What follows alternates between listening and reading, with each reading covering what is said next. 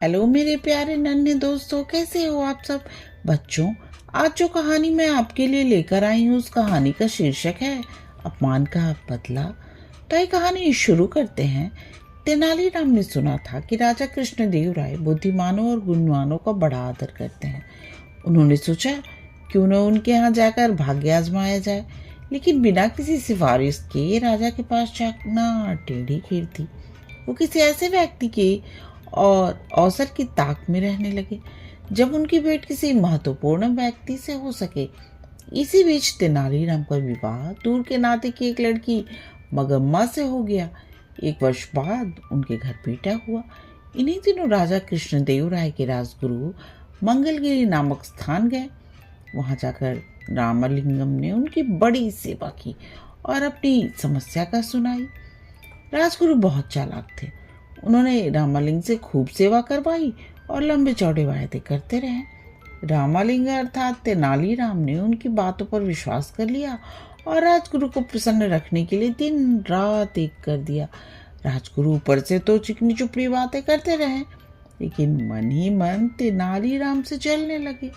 उन्होंने सोचा इतना बुद्धिमान और विद्वान व्यक्ति राजा के दरबार में आ गया तो उनकी अपनी कीमत गिर जाएगी।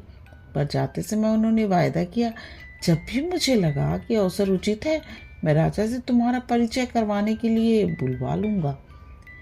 तेनालीराम राजगुरु के बुलावे की उत्सुकता से प्रतीक्षा करने लगे, लेकिन बुलावा ना आना था और ना ही आया। लोग उनसे हंसकर पूछते, क्यों भाई रामालिंग, जाने के लिए सामान बांध लिया ना? कोई कहता, मैंने सुना है तुम्हें विजयनगर जाने के लिए राजा ने विशेष दूत भेजा है। तेनालीराम उत्तर क्या देते, समय आने पर सब कुछ होगा, लेकिन मन ही मन उनका विश्वास राजगुरु से उठ गया। तेनालीराम ने बहुत दिनों तक इस आशा में प्रतीक्षा की कि राजगुरु उन्हें विजयनगर बुलवा लेंगे।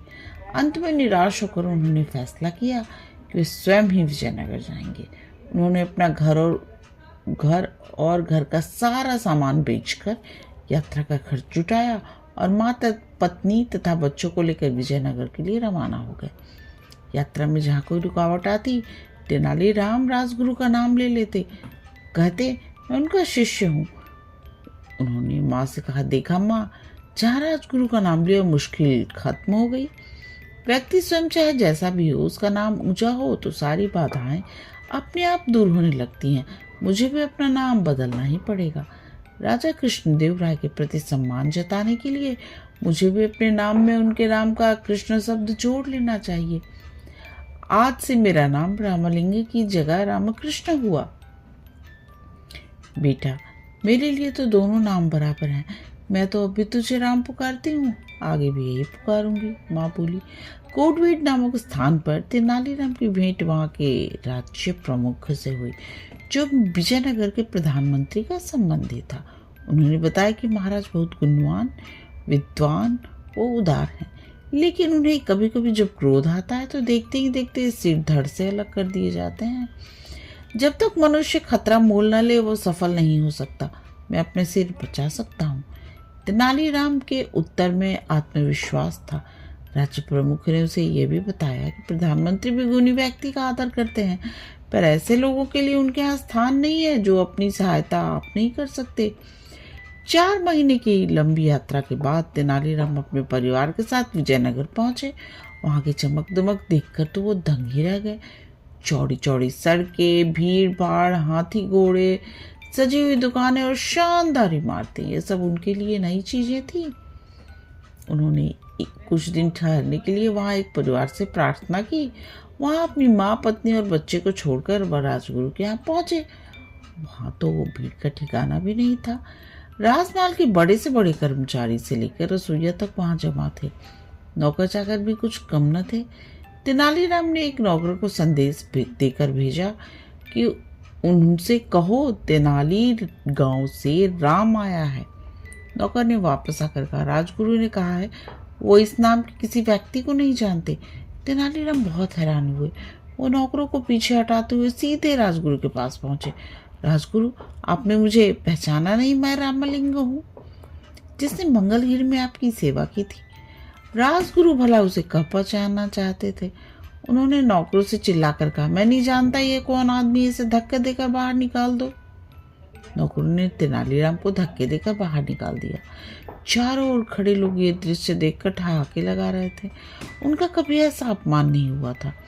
उन्होंने मन ही मन फैसला किया कि राजगुरु से वो अपने अपमान का बदला अवश्य लेंगे, लेकिन इससे पहले राजा का दिल जीतना जरूरी था। दूसरे दिन वे राज दरबार जा पहुंचे। उन्होंने देखा कि वहाँ जोरों का विवाद चल रहा है। संसार क्या है, जीवन क्या है, ऐसी बड़ी बड़ी बातों पर बहस हो रही थी। एक पंडित ने अपने विचार प्रकट करते हुए कहा, यह संसार एक धोखा है। हम जो देखते, सुनते, महसूस करते, चखते या सूंघते हैं, केवल हमारे विचार में है। असल में यह सब कुछ नहीं होता, लेकिन हम सोचते हैं कि ऐसा होता है। क्या सचमुच ऐसा है? तेनालीराम ने कहा। यही बात हमारे शास्त्रों में भी कही गई है। पंडित जी ने थोड़ी ऐंठ दिखाते हुए हैरान होकर पूछा, और सब लोग चुप बैठे। शास्त्रों में जो कहा है ये झूठ कैसे हो सकता है? लेकिन तेनालीराम शास्त्रों से अधिक अपनी बुद्धि पर विश्वास करते थे। उन्होंने वहां बैठे सभी लोगों से कहा, यदि ऐसी बात है तो हम क्यों ना पंडित जी के इस विचार की सच्चाई जान ले। हमारे उदार महाराज की ओर से आज दावत दी जा रही है, उसे हम जी भर कर खाएंगे। पंडित जी से प्रार्थना है कि वो घर बैठे रहें और सोचे कि वो भी खा रहे हैं। तेनालीराम की बात पर जोर का ठहाका लगा। पंडित जी की सूरत देखते ही बनती थी। महाराज तेनालीराम पे इतने प्रसन्न हुए कि उन्हें स्वर्ण मुद्राओं की एक थाली भेंट की और उसी समय तेनालीराम को राज विदूषक बना दिया। सब लोगों ने तालियां बजाकर महाराज की इस घोषणा का स्वागत किया। इसमें राजगुरु भी थे।